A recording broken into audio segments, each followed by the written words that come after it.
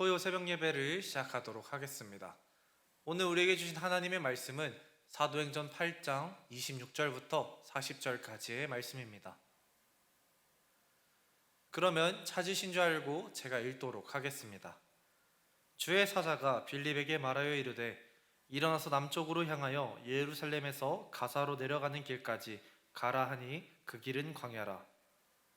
일어나 가서 보니 에티오피아 사람 곧 에티오피아 여왕 간다게의 모든 국고를 맡은 관리인 네시가 예배하러 예루살렘에 왔다가 돌아가는데 수레를 타고 선지자 이사야의 글을 읽더라. 성령이 빌립더러 이르시되 이 수레로 가까이 나아가라 하시거늘 빌립이 달려가서 선지자 이사야의 글을 읽는 것을 듣고 말하되 읽는 것을 깨닫느냐. 대답하되 지도해주는 사람이 없으니 어찌 깨달을 수 있느냐 하고 빌립을 청하여 수레에 올라 같이 앉으니라 하니라. 읽는 성경 구절은 이것이니 일러스되 그가 도살자에게로 가는 양과 같이 끌려갔고 털 깎는 자 앞에 있는 어린 양이 조용함과 같이 그의 입을 열지 아니하였도다. 그가 굴욕을 당하였을 때 공정한 재판도 받지 못하였으니 누가 그의 세대를 말하리요. 그의 생명이 땅에서 빼앗김이로다 하였거늘 그 네시가 빌립에게 말하되 청컨대 내가 묻노니 선지자가 이 말을 한 것이 누구를 가리킴이냐 자기를 가리킴이냐 타인을 가리킴이냐.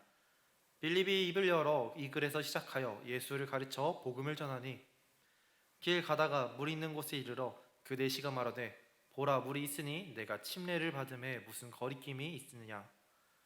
이에 명하여 수레를 멈추고 빌립과 네시가 둘 다 물에 내려가 빌립이 침례를 베풀고 둘이 물에 올라올새 주의 영이 빌립을 이끌어 간지라. 네시는 기쁘게 길을 가므로 그를 다시 보지 못하였느니라. 빌립은 아소도에 나타나 여러 성을 지나다니며 복음을 전하고 가이사랴에 이르니라. 아멘. 저는 오늘의 말씀을 묵상하며 성령이 도우시지 아니하시면 이라는 주제를 떠올려 보았습니다. 오늘의 말씀은 주의 사자가 빌립을 찾아오는 장면으로 시작이 됩니다. 주의 사자는 빌립을 찾아와 빌립에게 이렇게 이야기합니다. 거기 빌립, 예루살렘에서 가사로 가는 그 광야로 가거라. 빌립이 주의 사자의 말씀을 듣고 순종하여 그곳으로 이동해 보니까 그곳에는 한 사람이 있었습니다. 그 사람은 바로 에티오피아 여왕의 재물을 관리하고 있었던 네시였습니다. 에티오피아 여왕의 그 재물을 관리하는 네시이니까 그의 직분이 얼마나 높았겠습니까? 그가 그곳에 있었던 이유는 다른 것도 아니라 예루살렘에 예배를 드리기 위해 방문했다가 이제 돌아가고 있는 중이었던 것이었습니다. 그는 마차에서 이사야서를 읽을 만큼 하나님을 알고 싶은 열망이 있었던 걸로 보입니다. 성령께서는 그런 네시를 지켜만 보고 있는 빌립의 옆구리를 툭 치셨습니다. 그리고는 성령님께서는 빌립이 그에게 다가가 말을 걸도록 말씀하셨습니다. 우리가 이 모습을 보면 우리가 어떤 상황에 있을지라도 성령님과 동행한다면 성령님께서는 우리가 복음을 전할 수 있도록 그 기회를 만들어 주시는 것 같습니다. 우리는 늘 말씀을 전할 기회를 잡고 그 준비를 함으로써 성령님과 친밀한 관계를 유지하는 우리가 되어야 될 것 같습니다. 이제 빌립은 에티오피아 네시가 타고 있었던 그 수레에 다가갑니다. 빌립은 네시에게 당신이 지금 읽고 있는 그 말씀이 이해가 되십니까? 하고 질문을 합니다. 말씀을 읽고 있었던 에티오피아 네시는 그럼 빌립의 질문에 옳다구나 하면서 대답합니다. 가르쳐주는 사람이 없으니 이해하기가 어렵습니다 라고 말입니다. 에티오피아 네시가 읽고 있었던 이 말씀은 이렇습니다. 그가 도살자에게로 가는 양과 같이 끌려갔고 털 깎는 자 앞에 있는 어린 양인 조용과 같이 그의 입을 열지 아니하였도다. 그가 굴욕을 당했을 때 공정한 재판도 받지 못하였으니 누가 그의 세대를 말하리요. 그의 생명이 땅에서 빼앗김이로다 하였거늘. 이 말씀은 우리가 잘 알고 있는 것처럼 이사야 선지자가 이스라엘의 메시아이신 예수님을 예언하는 내용입니다. 그러나 과거의 사람인 이사야가 미래의 사람인 예수를 예언한다는 것은 에티오피아 네시의 그 생각으로는 이해하기 어려웠습니다. 그가 아무리 먼 곳에서 와서 하나님을 예배했을지라도, 그가 아무리 말씀을 깊게 묵상했을지라도 그가 어떤 열심을 다해서 행동을 했을지라도 스스로의 힘으로는 말씀을 이해하는 데 한계가 있었던 것입니다. 우리도 마찬가지입니다. 요즘에는 홀로 신앙생활을 하는 사람들이 많이 늘어나고 있습니다. 또한 홀로 묵상을 하는 사람들도 늘어납니다. 그러나 하나님은 우리에게 교회 공동체를 보내주셨습니다. 우리가 함께 예배를 드리고 말씀을 서로 나눌 때 우리 속에 갇혀 있었던 생각이 확장되고 말씀을 더 깊게 이해할 수 있게 됩니다. 우리 모두 예배를 드리고 들은 말씀을 홀로 생각하고 넘어가는 것이 아니라 목장 공동체에 속하여 목원들과 함께 말씀과 삶을 나누기 소망합니다. 우리가 함께 이렇게 나눌 때 성령님께서 도우셔서 말씀을 더욱 깊고 풍성하게 이해할 수 있게 도와주실 것입니다. 아무리 말씀을 읽어도 이해가 되지 않았던 에티오피아 내시는 자신을 찾아온 빌립에게 이렇게 질문합니다. 말씀에서 이야기하는 이 사람이 선지자 본인입니까? 아니면 다른 누군가를 지칭하는 것입니까? 이 이야기를 들은 빌립은 그 기회를 놓치지 않았습니다. 그리고 바로 예수 그리스도의 복음을 내시에게 전하기 시작합니다. 빌립이 성령에 이끌려 에티오피아 내시를 만나 복음을 전하자 내시는 진리를 깨닫고 회심을 경험하게 됩니다.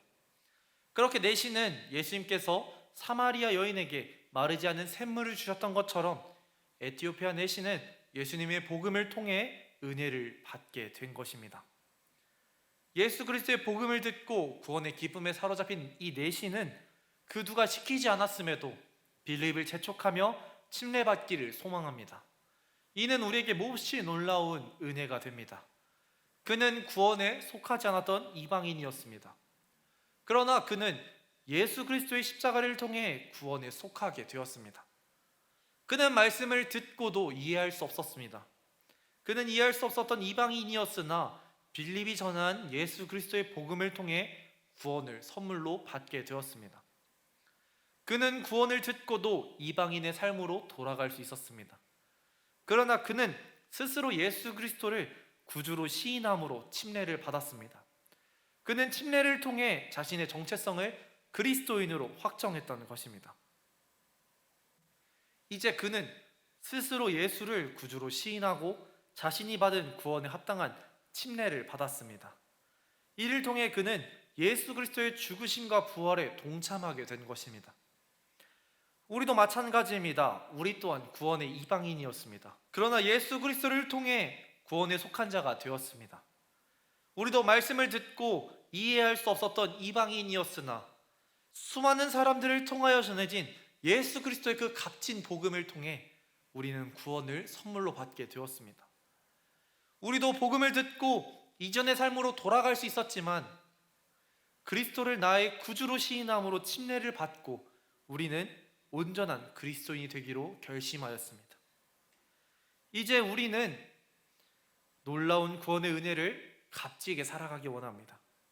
그리고 이 복음을 전하는 삶을 살아가기 소망합니다. 우리가 이 세상 가운데 많은 손가락질을 받을지라도 우리가 내세울 수 있는 것은 나의 어떠한 의가 아니라 오직 그리스도의 복음밖에 없습니다. 이 모든 것을 강하고 담대히 할 수 있게 해주시는 분은 바로 성령님밖에 없습니다.